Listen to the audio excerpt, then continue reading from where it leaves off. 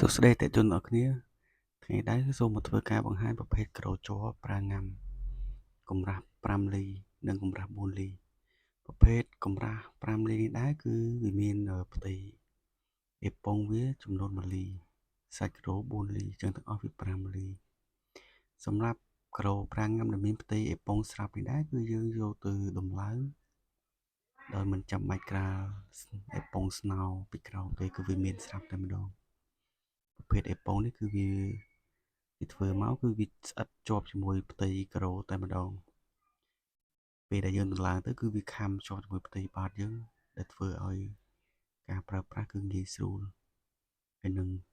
រយៈពេលនៃការប្រើប្រាស់បានយូរ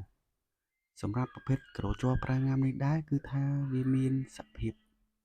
សាច់ក្រាស់ល្អស្វិតប្រភេទក្រូជ័រនេះគឺវាធន់នឹងទឹកធន់នឹងការកឹកធន់នឹងភ្លើងឆេះដែលមិនបង្កឲ្យមានការរាលដាលពេលដែលមានភ្លើងឆេះវាគឺជាប្រភេទជ័រ PVC សម្រាប់ពណ៌គឺយើងមាន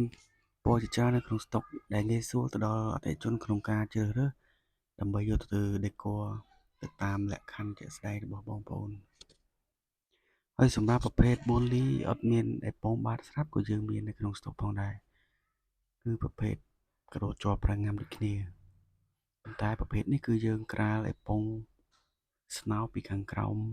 ហើយបន្តយើងក្រាលក្រូពីលើសម្រាប់ព័ត៌មានផ្សេងៗបងប្អូនអាចឆាតមកកាន់លេខ Telegram 087 56 99 និង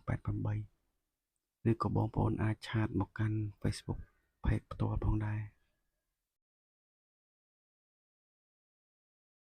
ដេប៉ូយើងខ្ញុំក៏មានលក់ប្រភេទក្រូជ័របបិទនិងក្រូជ័រប្រភេទប្រើកាវកម្រាស់2លីផងដែរ